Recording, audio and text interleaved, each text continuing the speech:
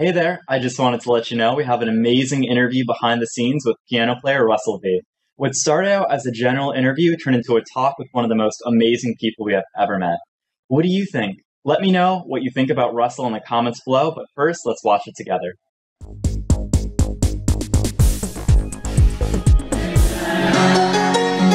It's a good day that I die. One more time. One, two, three, so it's American pop. Club is 17 and everybody heavy. I understand you are the first Filipino piano entertainer on Carnival, is that right? Yes. I was discovered by Bob Dickinson back in 2002. Oh, wow. Yeah.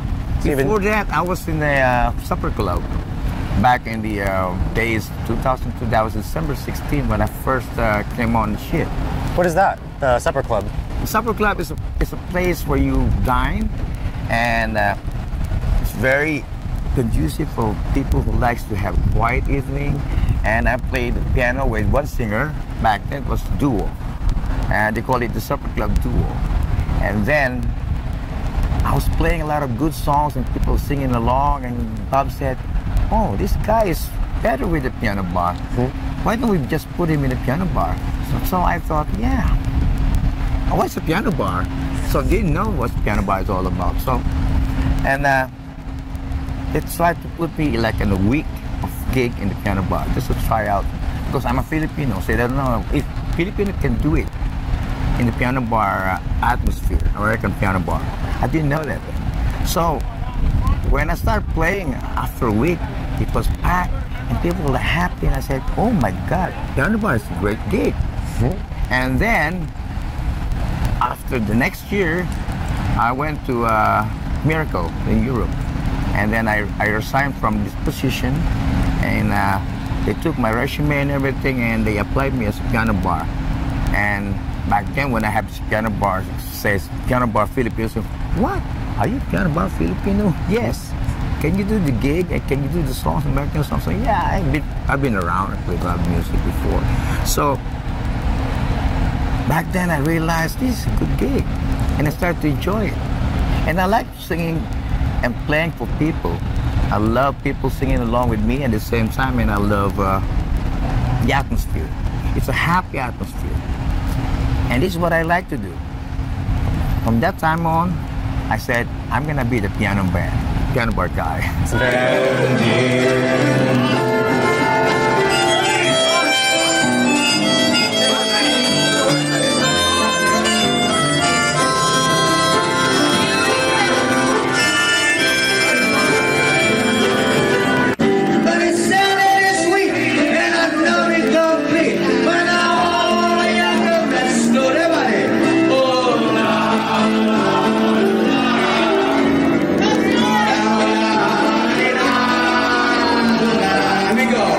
How long have you been working for Carnival specifically? It will be my 14th year. Wow. 14th year. Very cool. In this gig, you have to be very happy, you have to be enthusiastic, you got to be really, make the crowd, make it a memorable one. Right. Because I believe they save a lot of money for this cruise, and I would love to get a memorable cruise all the time. And that is my job.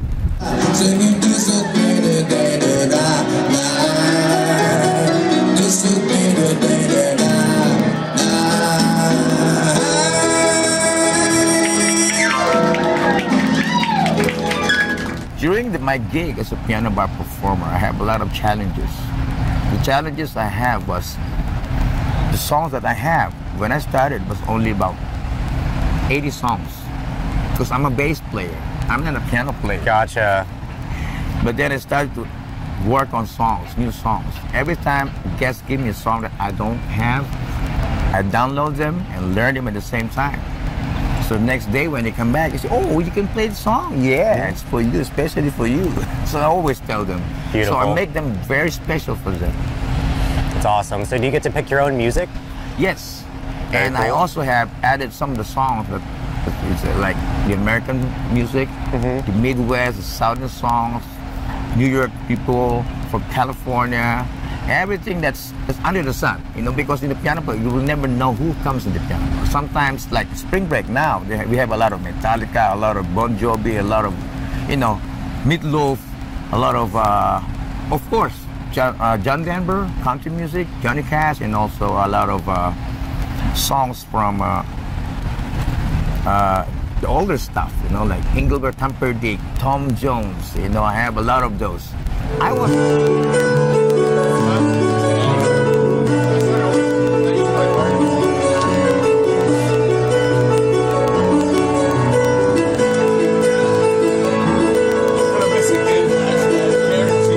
journalist before. I was a broadcast journalist back in the Philippines back in the early 1979, 80, 81, during martial law regime. And then I was exiled out of the country. That's why I live in Singapore. Oh, wow. From 1981 to about present time. And then when I was in Singapore, I said, I don't like this job. Because during high school and when I was young, I used to appear on TV and radio as a Tita Betty Kitty show back in 1966. I won the child, you know what they call it, it's like an amateur contest. I was a champion for almost 3 years. For was it like a music competition or just a talent singing competition? competition. Okay, that's very cool. So I was like very, very fond of singing. I cannot live without singing. And this that is was my life. that was when you were between 6 and 9? 6 and 9. And after Very that, impressive. 9 o'clock, no, sorry, 9 years old, I was recruited by one of the prominent agents in the Philippines, Herman Moreno, what do you call this, Prospero Luna, and we were the first one to appear on Nora Honor's TV show called Superstar back in 1969. I was with Edgar Mortiz, I was with a lot of young artists, you know, back then. And then last appearance was 1971 in, what do you call that, student canteen show on TV. And that's it. My grandmother said, stop that, you gotta go and pursue your studies because a lot of the artists in the Philippines, most of the actors and celebrities, you need education, that's what my grandmother said. Right. Because back then I lived with my grandmother. My father was left me when I was young. So my life was very hard when I was young. I started selling newspapers. You know, that's how I developed my vocal technique. I shout, newspaper, you know, balita, I know that. You know, I never thought of that. Yeah, that's how we do in the Philippines. You scream house to house so that they will open up the window and say, hey, I want the newspaper. So I gave the newspaper. That's how I started, you know, vocalizing. And then my grandmother heard me singing one day. She said, hey, you got a nice voice. We can make money out of that voice. So that's how he started to put me, she started to put me on that contest. And I won. Weekly, monthly, yearly. For 3 years. Reigning champion, that's awesome. Yes, well, that was when I was young. Right. Back then I could sing Michael Jackson, no problem. Filipinos are, it's like way of life because we are very poor. So what we do, sometimes we sing to forget the hunger. And you enjoy it. You begin to enjoy it. So you have passion in music. And then after the passion, you become talented. And then when you become talented, and you become skillful. So there's passion, talent, and skills all together at the same time. You know, you hone that as you grow up. It becomes your foundation as an artist. And of course, I sing with passion, and talent comes later, and then skills, you learn it as you go year to year. I've been inclined to believe that never would, but now I look at tonight, and it don't seem so lonely. We fill it up, we only two. But when I heard curtain runs off my shoulder, how can I hurt if I'm with you? Here we go. Wall, touching wall, reaching out, touching me, touching you. Everybody, 1, 2, 3.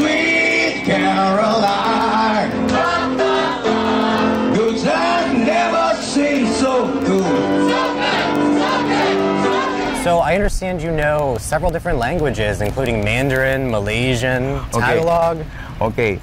Tagalog is my native language. It is a language of Daitas in the Philippines. Daitas are the native of the Filipinos. So in respect to them, that is the language we wanted to spread all over the Philippines to identify us as a Filipino. So we have Chinese, we have Indians, we have Malays, we have everything, but all of us, we call ourselves Filipinos, like me. I'm not a pure Filipino. Filipinos are short, curly hair, dark, flat nose, and they don't go taller than 5 feet. Oh. That's a real Filipino. But we speak the same language. Okay, Mandarin comes in hand because my grandmother was remarried. My step-grandfather was a Chinese. So I went to Chinese school. In Chinese school, we have 2 lessons. We have Shongshak and Koki. Shongshak is Mandarin. Koki is the Hokkien. It's a native for one of the native in Chinese in China. So there's a difference between Shongshak and Koki. Like in Mandarin, when you say 1, 2, 3, 4, 5, 6, 7, 8, 9, 10 in English. In Mandarin, you said 1, 2, 3, 4, 5, 6, 7, 8, 9, 10. It's Mandarin. But in Hokkien, you say 7, 1, 3, 4, 5, 6, 7, 8, 9, 10. That's the difference. Malaysia, because I live in Singapore, right? So there's a lot of language in Malaysia. You have to learn Malay, you have to learn Indian a little bit, and of course, it's a multicultural country. So people from France, from Germany, sometimes you come across people that don't speak English. You have to learn a little bit, you know? That's but intense. not all. So many languages in one area. Yes. Wow. Their official language is 4. They have Tamil, Malay, English, and Chinese, Mandarin. I read that you are married and you have family back home, is that right? Oh yes, I do. My wife, her name is Rosita. And we have 1 child, her name is Reda. But I have a child from a previous girlfriend back in 1979 when I was younger. So now, with my first child, my eldest daughter, her name is Elizabeth, have 6 children. My daughter Reda have 1 son. So now I have 7 grandchildren.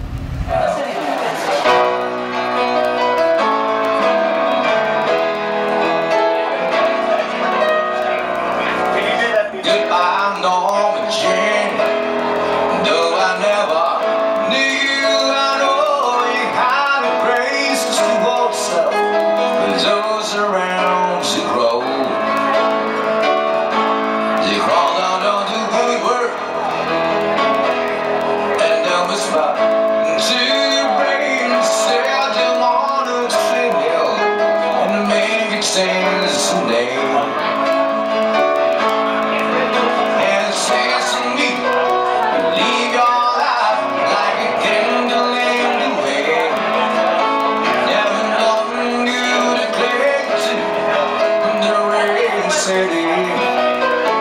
So do you ever get to like jam out with the crew? Is that a thing at all? I know you applied for a duo. That's one thing I love to do. If I see a band, I would love to jam.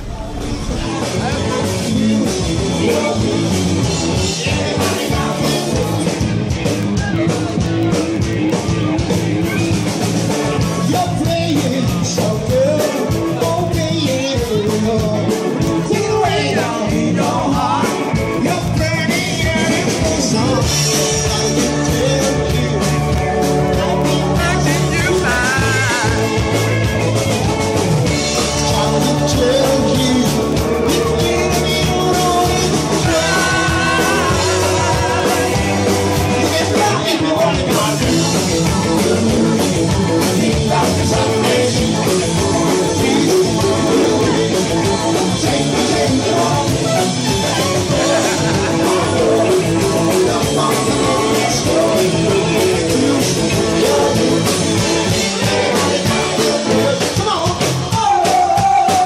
Do you ever get any song requests that kind of, I don't want to say get old, but very repetitive? Do they ask for Piano Man a lot? All the time. Hey, that's a money-making song, you know, Right. Piano Man. Oh. That's a good song. I like that song, but Whenever they ask for Piano Man, I got 2 versions, okay?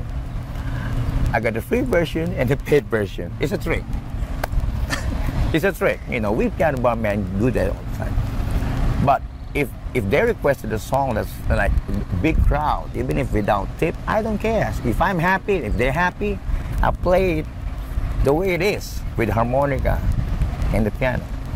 Beautiful. So you Without can play the harmonica, different version. You can play both at the same time. Yes, it's Very very impressive. challenging. Remember, I'm a percussionist. This is my minor. My major is bass, my minor is percussion. So even if I do syncopation on the piano, I can still sing the way I want to sing. Like, it's a different tempo from singing and playing, you see? Because piano is a percussive instrument, so you got to be very percussive. If you don't have timing or you have rhythm, you got to be off. And we have harmonica at the same time, it's difficult. You have that whole like head setup thing. And the harmonica. I've played harmonica single note, not triple note, single note. Oh. That's difficult because you got to use your tongue, you know, to o'clock in the hole. The first thing I do, go 3 o'clock in the afternoon after the bow drill, do the sound check. Tick, tick, tick, tick, everything. The sound have to be comfortable for the people, you know, from the younger crowd to the older crowd. I have 3 different volumes. Volumes for the first set, for the older crowd doesn't like loud music, so I have the different songs for that. So the sound's different. It sounds like you're listening to a ballad singer, you know, like a crooner. I gotta be a crooner if you sing ballad songs. But as the night goes deeper and deeper, you start to sing a little bit of Bon Jovi, a little bit of Guns N' Roses. That's different volume, different sound at the same time, so it's conducive for the younger crowd. They love something punchy and loud, you know, but Right. clear, and at the same time you can feel it, you know. Right. So you got to be very versatile, obviously. You gotta be.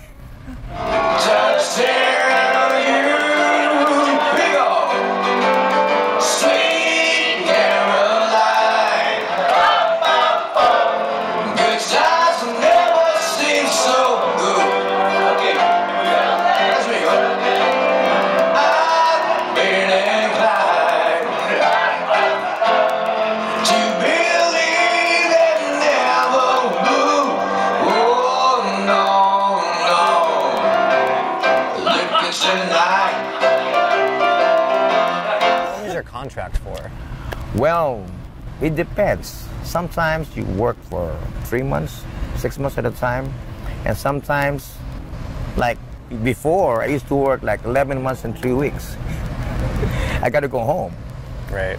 because if I don't, they'll give me a green card. I don't want that, because I miss my house. Fair enough. Yeah.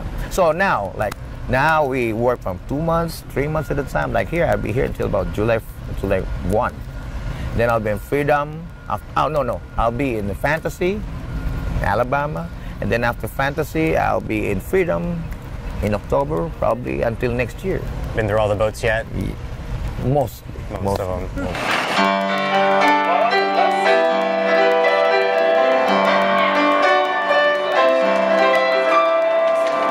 On my back's back, ready to go.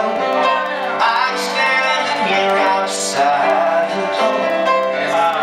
Hate to wake you up and say goodbye. But the dawn's breaking, swirling more. Taxi's waiting, this phone's home. Ready, I'm still lost at the die. Okay.